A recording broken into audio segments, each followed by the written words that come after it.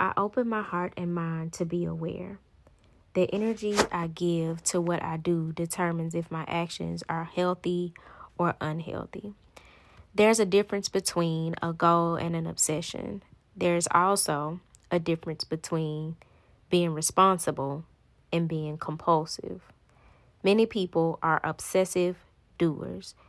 They have so much to do that the very qualities that drive them towards success are the qualities that create their tension and frustration.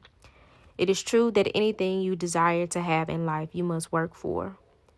The question is, do you have to work so hard? Must you always have something to do? Is it possible that you could ease up just a little? Most people would say no. Very few of us understand that for every step we take toward our desires, the universe will take two. If we have to do it all on our own, there's absolutely nothing left for God to do for us. One reason we work so hard is that we are afraid. Few people will admit it, but most of us live in fear that we're not going to achieve our goals, receive the results we expect, or fulfill our heartfelt desires. It is this fear that causes us to engage in a power struggle with God. If you really believe that you have to do it all, what do you think God is doing or can do for you? Strain, struggle, frustration, tension, anxiety, compulsion, obsession, and fear are the results you get when you're pushing too hard. God, the creative force of the universe, the power over all life, doesn't have to push to get you what you want. As a matter of fact, if you would just ease up a little, you might be surprised by what God will do on your behalf. Until today, you may not have been aware that you can do too much. In fact, you may have been a stumbling block on your own path. Just for today, ease up, relax, sit back and put your feet up. Give God a chance to do something for you. Today, I am devoted to not doing what God can do for me, which is everything, y'all. Like, God literally has her hand on the pulse of everything, her hand on the button. God literally has her hand on the button that says stop and go, open and close, receive and deny. And so it behooves us to keep that in mind when we are in lack consciousness, when we are in poverty consciousness, feeling like we have to struggle to get everything that we desire, to meet every goal, that it always has to be difficult, it always has to be hard, that we always have to wear ourselves out and yet say and proclaim that we love God, that we believe in God, that we believe in the power of God. You couldn't possibly.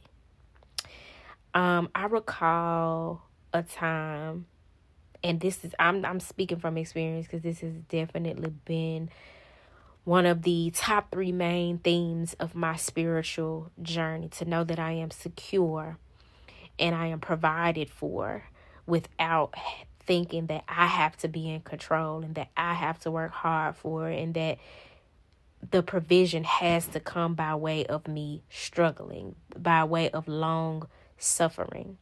It is so important that we divorce ourselves from the concepts of long suffering. And if you are people of color, and I mean of any melanin color, then there is a long line of poverty and oppression within your DNA that contributes to why you have an affinity for long suffering.